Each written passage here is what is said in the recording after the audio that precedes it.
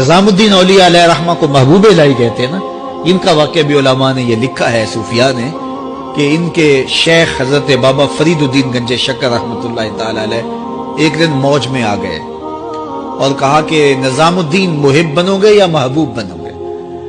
تو یہ بڑی خدمت کرتے تھے اپنی شیخ کی، تو کہا کہ محب بنو گے یا محبوب؟ تو کہا حضرت اگر اجازت ہو تو اپنی ماں کو نہ پوچھاؤں۔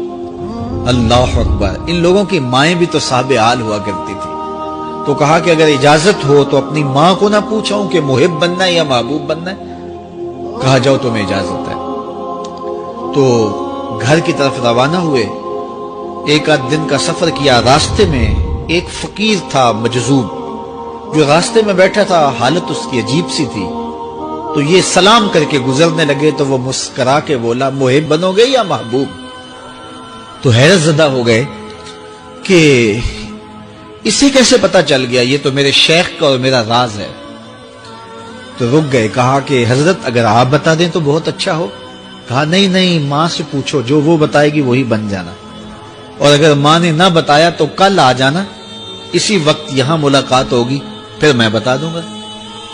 خیر چلے، رات کو پہنچے، والدہ کی خدمت میں سلام پیش کیا، پاؤں دبائے اور کہا کہ شیخ موج میں آ گئے اور کہا محب بنو گے محبوب بنو گے؟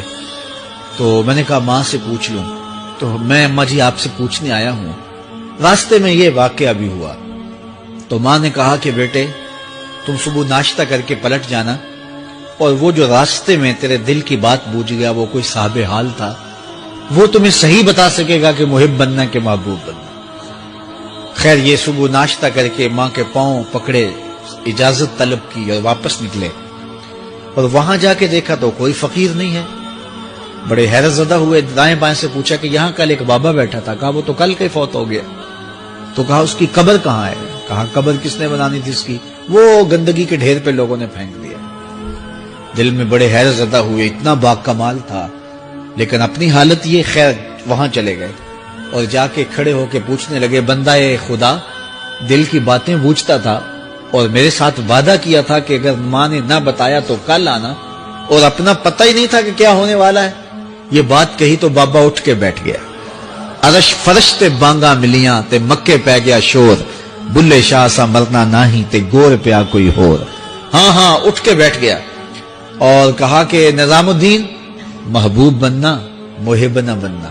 محبوں کا یہ حال ہوتا ہے، نہ کفن ملتا ہے نہ دفن ملتا ہے، محبوب بنو گے تمہاری قبر پہ بھی میلے لگیں گے۔ فاتبعونی یحببکم اللہ، اگر حضور کی اطاعت کرو گے، حضور کی فرما برداری کرو گے تو تم محبوب بن جاؤ گے۔ جب کوئی حضور کا ہو جاتا ہے تو رب اس کو اپنا محبوب بنا لیتا ہے۔ تو حضور کی محبت خدا کی محبوبیت کا ذریعہ ہے۔